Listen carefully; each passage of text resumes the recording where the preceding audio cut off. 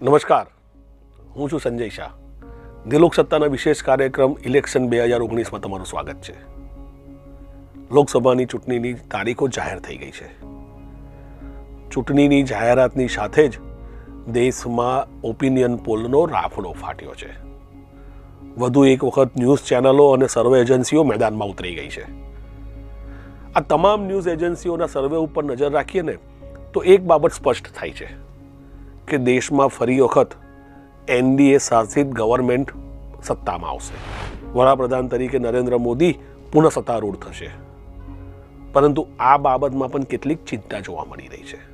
આ ઓપિનિયન પોલના સર્વેમાં એનડીએને સત્તાની નજીક દેખાડવામાં આવી છે. એટલા માટે 272ના મેજિક ફિગરની નજીક એનડીએ પહોંચે છે, નહીં કે ભાજપ. આ એટલા માટે કહી રહ્યો છું કે 2014ની ચૂંટણીના પરિણામ પર નજર રાખીએ તો 272ના મેજિક આંકડાને ભાજપે એકલા હાથે પાર કરેલું હતું. 272ની સત્તાના આંકડાથી સામે ભાજપે 2014માં 282 બેઠક મેળવી હતી. પરંતુ 5 વર્ષના શાસનકાળ બાદ નરેન્દ્ર મોદીની લોકપ્રિયતામાં ઘટાડો થયાનું સામે આવી રહ્યું છે. અને તેના પરિણામ સ્વરૂપે જ 2019ની ચૂંટણીના ઓપિનિયન પોલમાં પ્રી પોલ સર્વે જેને આપણે કહીએ છીએ, એમાં એનડીએને સત્તાની નજીક એટલે 272ના આંકડાની આસપાસ દેખાડવામાં આવી રહ્યું છે. આ આંકડાને પણ આપણે બે રીતે સમજવા પડશે. એક આંકડા છે 8 ફેબ્રુઆરી 2019 એટલે કે પુલવામા એટેક જે દિવસે થયો એની પહેલાના સર્વેના આંકડા, અને 8 ફેબ્રુઆરી 2019 પુલવામા એટેક પછી થયેલા સર્વેના આંકડા. એ બે અલગ રીતે જોઈશું તો આપણાને સર્વેની બાબતો ખ્યાલ આવશે કે પુલવામા એટેક પહેલાં ભાજપની લોકપ્રિયતા, નરેન્દ્ર મોદીની લોકપ્રિયતામાં થયેલા ઘટાડાનો રેશિયો શું હતો, ને ત્યારબાદના સર્વેમાં ભાજપને કેટલો ફાયદો થયો, એનડીએને કેટલો ફાયદો થયો, તે બાબત સ્પષ્ટ થશે. જાન્યુઆરી 2019માં દેશમાં 4 ન્યૂઝ એજન્સી અને સર્વે એજન્સીઓએ સર્વે કરેલા, જેમાં એનડીએને સત્તાથી નજીક દેખાડવામાં આવેલી, પણ સત્તા મળતી દેખાડવામાં આવી ન હતી. એટલે કે 272ના મેજિક આંકડાને એનડીએ પણ પાર કરી શક્યું નહોતું. જોકે યુપીએ પણ પાર નથી કરી શકતું. આવા સંજોગોમાં ત્રીજો મોરચો સક્રિય બને છે, શક્તિશાળી બને છે, તે દેખાડવામાં આવ્યું છે. એટલે એની માટે આપણે જુદા જુદા સર્વે એજન્સીઓના આંકડા ઉપર નજર નાખીએ. સૌ પ્રથમ વાત કરીશું આપણે જાન્યુઆરી 2019માં જાહેર થયેલા સર્વેના આંકડા ઉપર.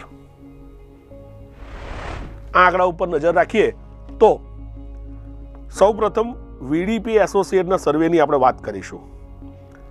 આ સર્વેમાં એનડીએને 225 બેઠક આપવામાં આવી છે, જ્યારે યુપીએને 167 બેઠક અને અન્યને 150 બેઠક આપવામાં આવી છે. આ જ સમયમાં થયેલા અન્ય એક સર્વે ઇન્ડિયા ટુડે અને કાર્વી એજન્સી, આ બેનો સર્વે પણ બહાર આવ્યો છે, જેમાં એનડીએને 237 બેઠક આપી છે, યુપીએને 166 બેઠક આપી છે અને અન્યને એટલે ત્રીજા મોરચાને 140 બેઠક આપી છે. ત્યારબાદ ત્રીજો સર્વે આવ્યો એબીપી ન્યૂઝ અને સી વોટર.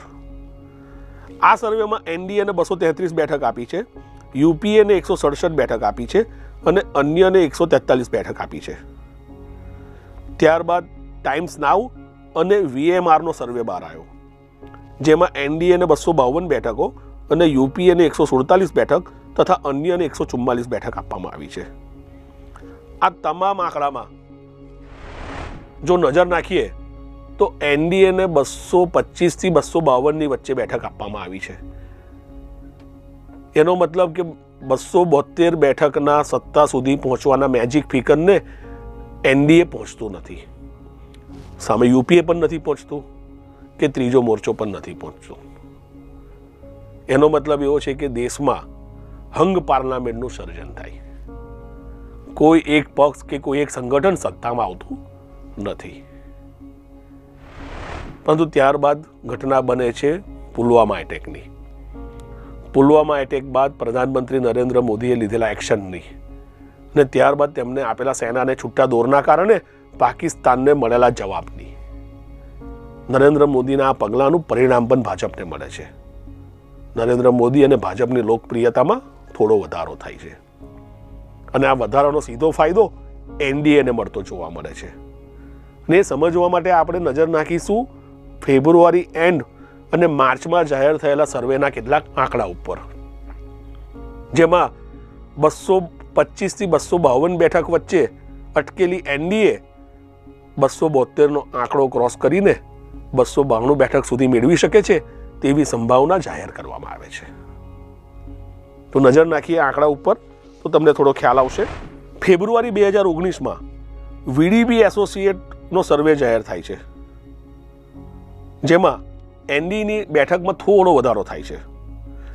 આ વીડીપી એસોસિએટ એ જ છે જેને જાન્યુઆરીમાં જાહેર કરેલા સર્વેમાં એનડીએને 225 બેઠક બતાવી છે, યુપીએને 167 બેઠક બતાડી છે અને અન્યને 150 બેઠક આપી છે.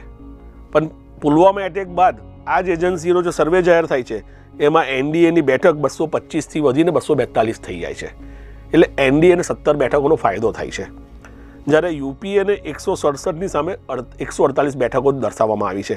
એટલે કે યુપીએને માત્ર 19 બેઠકોનું નુકસાન જાય છે, જ્યારે અન્યમાં 150 બેઠક છે જે વધીને 153 થાય છે.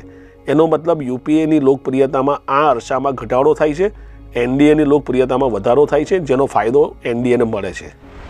આ પુલવામા એટેક બાદ ફેબ્રુઆરીમાં જાહેર થયેલા આંકડા છે. ત્યારબાદ માર્ચમાં પણ કેટલાક સર્વે આવે છે, જેના સર્વે પર નજર નાખીએ તો એનડીએ સીધી એટલે કે જે 272ના મેજિક આંકડાથી નજીક દેખાતી હતી, એટલે 252-55ની આસપાસ દેખાતી હતી, એ વધીને માર્ચના સર્વેમાં 272નો આંકડો ક્રોસ કરી જાય છે કે 272ના આંકડાથી બિલકુલ નજીક પહોંચે છે, નજીકના અંતરે છે. એટલે સત્તાથી એકદમ નજીવા અંતરે તમને જોવા મળે છે. એનો મતલબ પુલવામા એટેક પછી એનડીએ ગવર્મેન્ટ, ભાજપ સરકાર અને નરેન્દ્ર મોદીએ લીધેલા નિર્ણયની સીધી અસર આ સર્વેમાં જોવા મળે છે. સૌપ્રથમ વાત કરીએ G24 અને તાસ એજન્સી દ્વારા જાહેર કરાયેલા સર્વે પર. એમાં એનડીએને 264 બેઠક, યુપીએને 165 અને અન્યને 114 બેઠક દર્શાવવામાં આવી છે. આની સાથે માર્ચમાં બીજો સર્વે આવ્યો ઇન્ડિયા ટીવી અને CNX. એના આંકડા એવું કહે છે કે એનડીએને 285 એટલે 272ના મેજિક ફિગરથી 13 બેઠક વધારે મળે છે, યુપીએને 126 અને અન્યને 132. અહીંયા યુપીએમાં મોટો ઘટાડો દર્શાવવામાં આવ્યો છે. ત્યારબાદ એબીપી ન્યૂઝ અને સી વોટરના આંકડા પર નજર રાખીએ તો આ આંકડામાં એનડીએને 264, યુપીએને 141 અને અન્યને 138 બેઠક દર્શાવવામાં આવી છે. ત્યારબાદ વીડીપી, જેના આંકડા જાન્યુઆરી ફેબ્રુઆરીમાં એનડીએને સત્તાથી દૂર બતાડતા હતા, સત્તાથી નજીક બતાડતા હતા, પણ જ્યારે માર્ચમાં એનો સર્વે આવ્યો ત્યારે એનડીએને 251 બેઠક એટલે કે સત્તા માટે જરૂરી બેઠક કરતાં 19 બેઠક વધારે મળે છે, યુપીએને 120 અને અન્યને 132 મળે છે. અને અંતિમ સર્વે આવ્યો છે ન્યૂઝ નેશનનો, જેમાં એનડીએને 270, યુપીએને 134 અને અન્યને 139 બેઠક દર્શાવવામાં આવી છે. દેશની જાણીતી ન્યૂઝ ચેનલોના તમામ સર્વે ઉપર નજર રાખીએ ને તો પ્રધાનમંત્રી નરેન્દ્ર મોદીની આગેવાનીમાં એનડીએ સત્તામાં આવશે તેવું સ્પષ્ટ દેખાય છે. આ અસર ફેબ્રુઆરી પછીની છે, એટલે ઇલેક્શન જાહેર થયાના 1 મહિના પહેલાના બદલાવની છે. પરંતુ શું નરેન્દ્ર મોદી એનડીએની સરકારને 5 વર્ષ શાસનમાં ટકાવી શકશે? કારણ કે આ નરેન્દ્ર મોદીના સ્વભાવની વિરુદ્ધની વાત છે. 2014થી 2019ની જે સત્તાકાળ હતો નરેન્દ્ર મોદીનો, તેમાં ભાજપને એકલા હાથે સ્પષ્ટ બહુમતી મળેલી હતી. એની સાથે જોડાયેલા એનડીએના અનેક સાથી પક્ષો એનડીએ છોડીને જતા પણ રહ્યા હતા. હાલમાં એનડીએનું અસ્તિત્વ નવું છે, અન્ય નવી પાર્ટીઓ એનડીએમાં જોડાઈ પણ છે, પરંતુ શું નરેન્દ્ર મોદી આ બધાને સાથે લઈને ચાલી શકશે?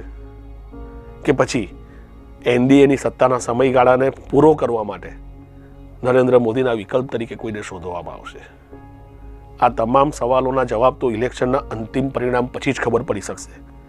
પરંતુ આ સર્વેના આંકડાની એક સમાનતા જોવામાં આવે તો તમામમાં એનડીએને સત્તાથી નજીક દેખાડી છે. એટલે તમામ આંકડા 272ની આસપાસ ફરી રહ્યા છે. કોઈ જગ્યાએ એનડીએને ક્લિયર કટ બહુમતી મળતી દેખાતી નથી. એટલે આવનાર 5 વર્ષ સત્તા માટે કપરા ચઢાણ હશે. સત્તા સંભાળવી, સત્તા ચલાવવી એક અઘરું કાર્ય હશે, તે વાત ચોક્કસ છે. પ્રી પોલ સર્વેના આંકડામાં એનડીએને સત્તાની નજીક તો દેખાડવામાં આવી છે, પરંતુ આ સમીકરણમાં જો ત્રીજો મોરચો અને કોંગ્રેસનો યુપીએ ભેગા થાય તો એનડીએને વધુ નુકસાન કરી શકે એમ છે. ને આ બાબત સમજવા માટે આપણે દેશના રાજકારણને રાજ્યોમાં વિભાજિત કરીને સમજવી પડશે. અને આ વિભાજિત સ્થિતિમાં કયા રાજ્યમાં ભાજપને કે એનડીએને કેટલી બેઠકો મળે છે તે પણ સમજવી પડશે. ધી લોકસત્તા તમને આગામી દિવસોમાં આ તમામ બાબતોથી રૂબરૂ કરાવશે.